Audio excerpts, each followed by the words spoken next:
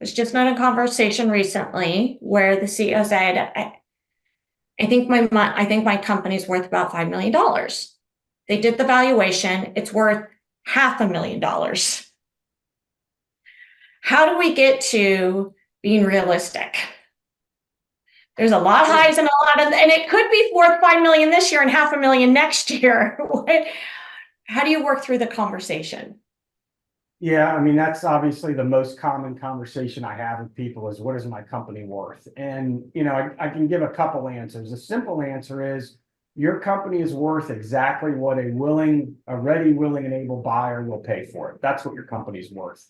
And we can talk about multiples, is my company worth 4 or 7 times what the EBIT is, and, all those kinds of things. And yeah, there's some basic numbers.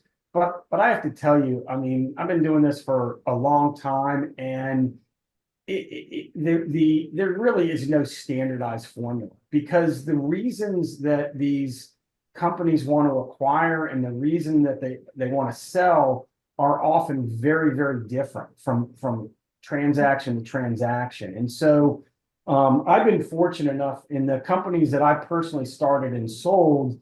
I've been fortunate enough that after the deal transaction was done, but both times the buyer said, we overpaid for your company. And I didn't acknowledge that either way, but I understood that if you're doing a math equation, they did. And the reason they did is there was some specific thing they wanted.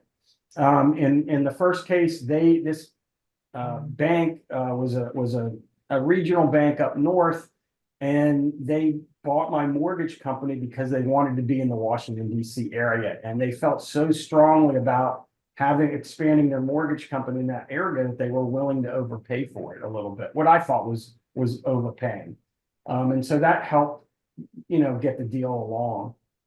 But it's very hard to tell somebody, what their company's worth. One of the biggest problems I have getting sellers to be realistic is that it's like your house. Everybody thinks their house is the best house, and because they love it and they have an emotional attachment.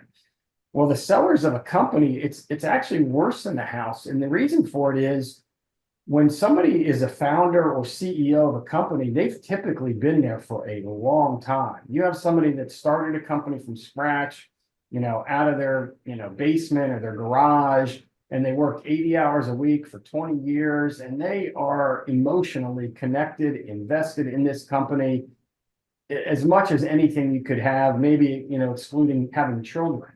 Other than that, you're not going to have a much bigger emotional connection to something that you're selling. And so you really have to try to take the emotion out of it. And you have to ask yourself, what is so different about me that makes my company better than the other 10 companies that are doing exactly what I'm doing right now?